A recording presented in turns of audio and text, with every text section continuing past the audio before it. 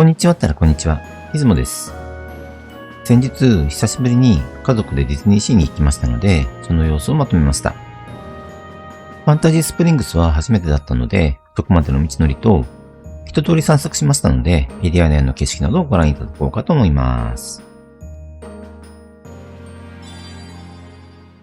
デート前をスタートします。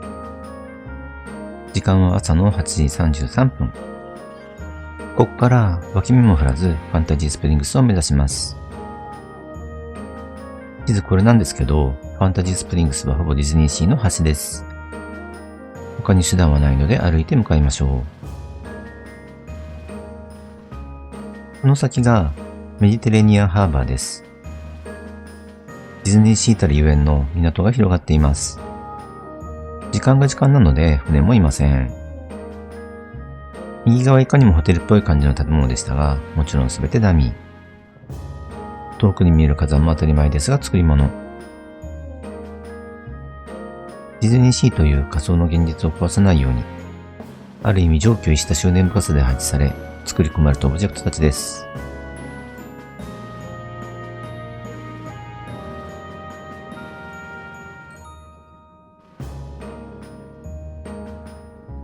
ミステリアスアイランド。火山の麓は海底2万マイルの舞台になっていて、潜水艦のオチラス号が置いてあります。ここも海底基地から火山の岩肌に至るまで執念の作り込みがされており、謎の巨大機械が動くスチームの音が歩くものを圧倒します。再びトンネルを抜けるとマーメイドラグーン。枯れ木の一本もない手入れの行き届いた林を眺めつつ歩きます。路上には枯れ葉一枚落ちていません。この木々も作り物なのではないかと疑っちゃいますが、そんなことはありません。慎重に計画され、配置された生きた木々です。だからこそ枯れ葉一枚落ちてないという事実に驚愕します。アラビアンコースト。風景は急に南国風に変わります。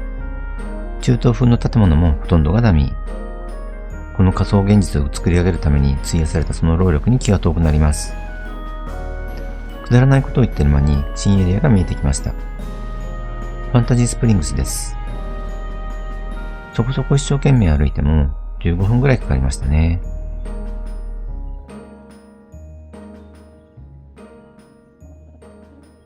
エリアの切り替わり目はトンネルあるいは橋で区切られています。境界を表す象徴のようです。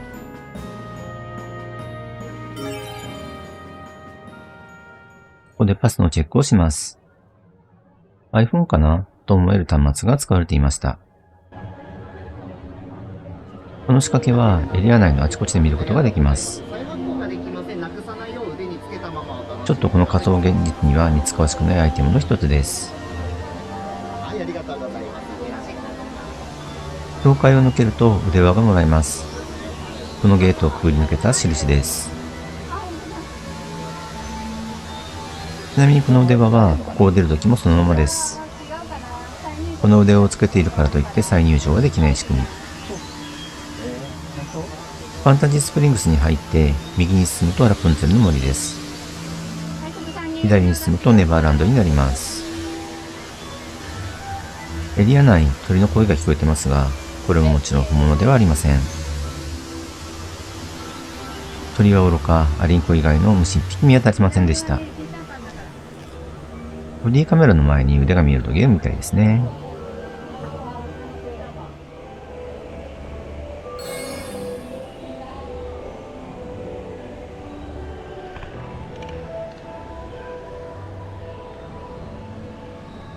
ここが見えてきました。なかなかの高さです。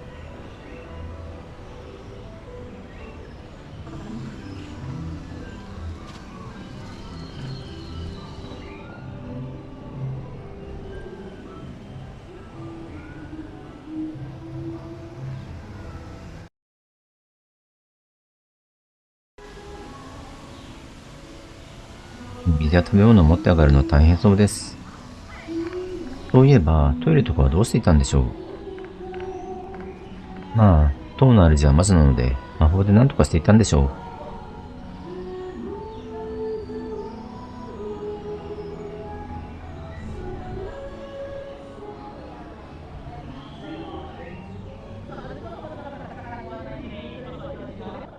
トラクション、ランタンフェスティバルに向かいます。混んでる時間なら人で溢れるであろう通路をずんずん進みます。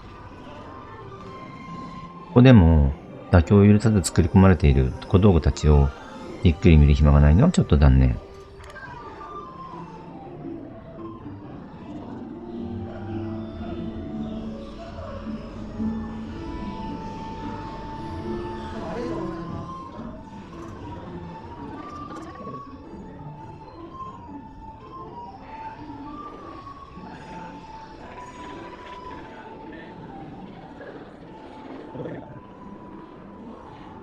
階段を登って降りると、ボート乗り場になります。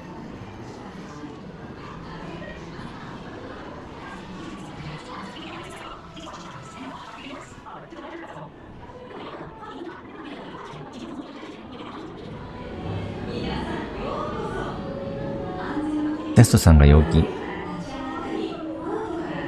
ボートからの景色が見どころいっぱいで大変と身振り手振りで伝えてくれます。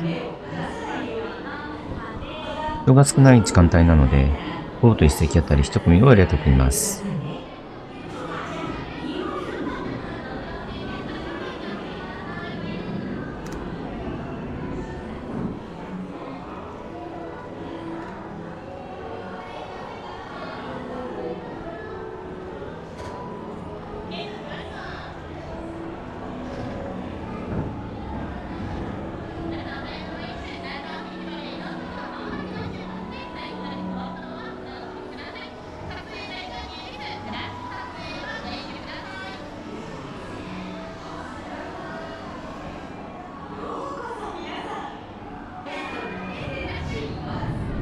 ボートが送り出しました。水がきれいなのが印象的。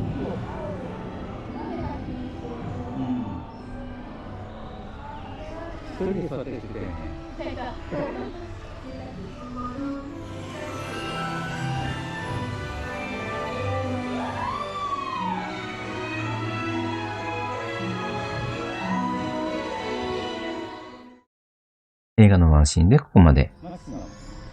出て足元を見るとバテンの足跡。マキシマスの名前入りです。さて、次はフローズンキングダム。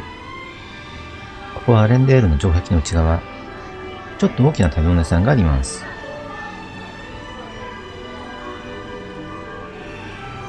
でも時間が早かったのでストーリーします。遠目に氷のお城が作られていますが、多分ただの背景としてのオブジェクト。ただの背景としては随分大掛かりです。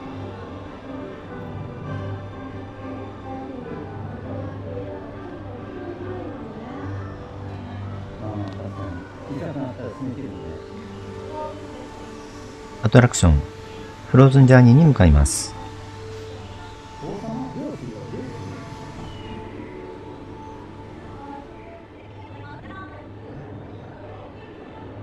9時も過ぎたせいか、ここはそこそこ人が並んでいます。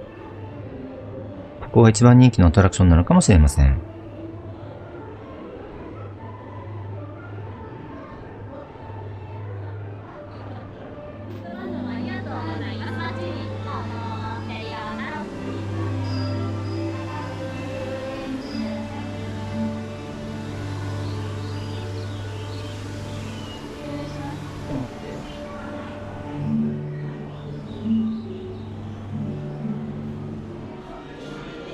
人が並んでいるおかげで小物を眺める余裕があります。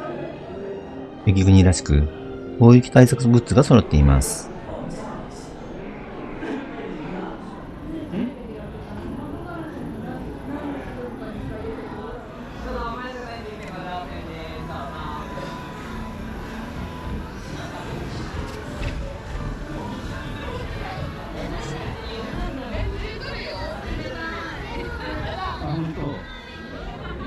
ボートのね、座席が濡れてるんですよ。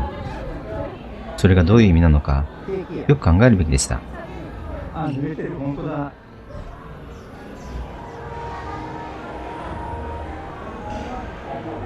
結構動きの激しい乗り物でした。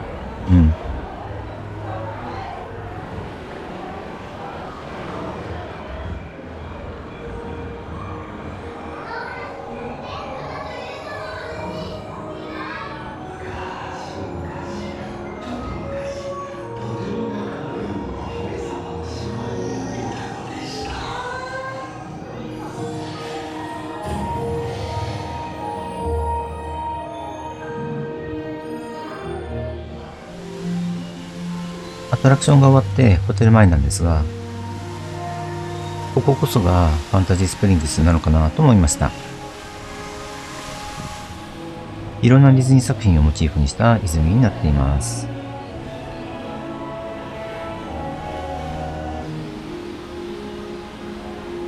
ところで、あのドラゴンはどの作品だったのか、ちょっと覚えがありません。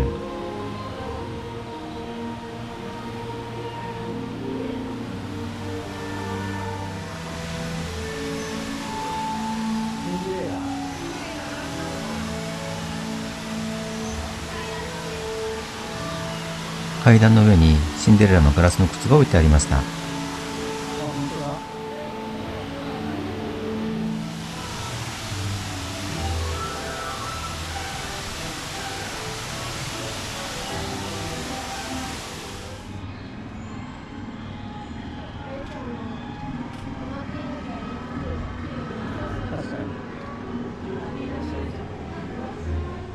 アレンデールの城下町。ここはトイレになっています。要チェックです。ホテルの方に向かっていたら、アナとエルサに出会いました。すれ違う人々にファンさせています。娘ちゃんに手を振ってくれたみたいで喜んでいました。ホテルの1階はショップになっていて、ここでお買い物。これらショップはディズニーランドで唯一、外の現実とつながっている施設なんじゃないかと思います。ディズニーランドの中の得意点、小さな違和感、そんなことを考えるのも無粋というものかもしれませんが、ママと娘ちゃんは満足そうなので何よりです。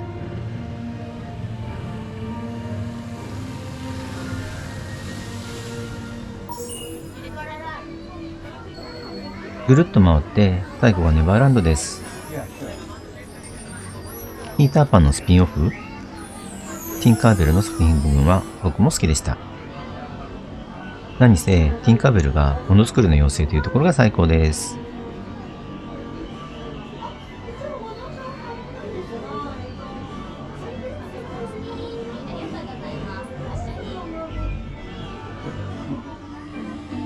ワールドも凝っていて、自分が妖精になったような気分になれます。そんな気分には実際にはならなくて、そんな気分にさせようという気持ちがひしひしと伝わってきます。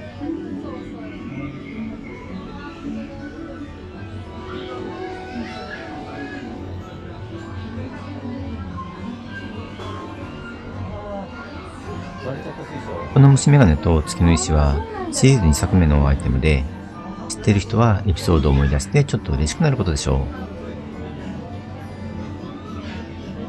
誘導ロープの柱が大砲の針だったり安全ピンだったりするところも凝っています。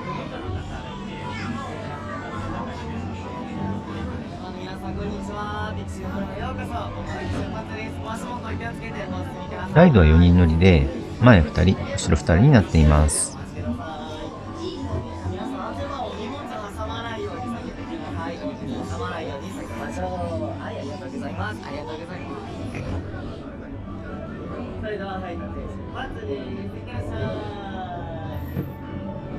結構ガンガン回るので、酔いやすい人は気をつけた方がいいです。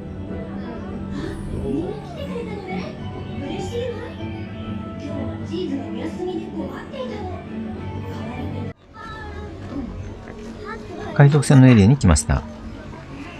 ピーターパンのワールドですね。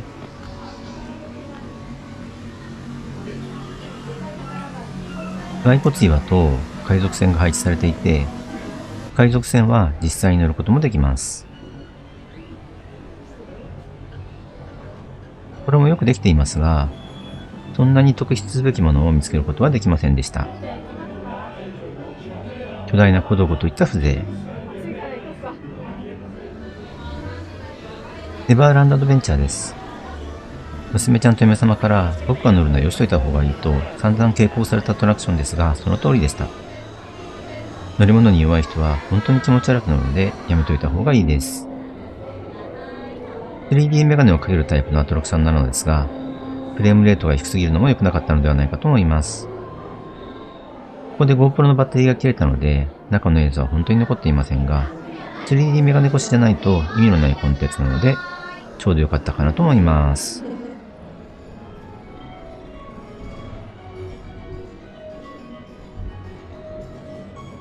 どれほどたくさんのデザイナーがスケッチを描き、設計担当が図面を引き、資材を集積し、建築し、それらしさを出すためのウェザリングまで施す。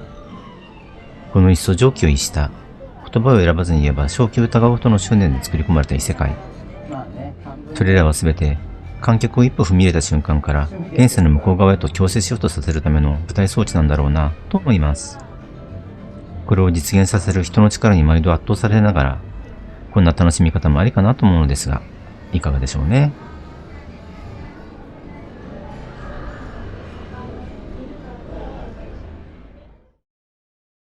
というわけで、ちょっと変な目線で僕なりにディズニーランドを楽しんできました。もちろん、嫁様と娘ちゃんは普通に夢の国を満喫していましたよ。こんな斜め目線からディズニーランドを楽しんでいたのは僕だけです。いやー、本当にすごいなと思います。どんなエネルギーだよって感じです。だからこそ、それほどお安くない値段設定にもかかわらず、人々を魅了してやまないんでしょうね。さて、ここまでご視聴ありがとうございました。面白かったと思われましたら、高評価ボタンとチャンネル登録よろしくお願いします。次回なんですが、ディズニーランド編、実はもう一回続きます。ファンタジースプリングスを出た後に立ち寄ったポートディスカバリーで、なんとアトラクションアクアトピアのトラブルに遭遇しました。止まってしまったボート、取り残されたお客さん、その時キャストはなんて様子をまとめます。お楽しみに。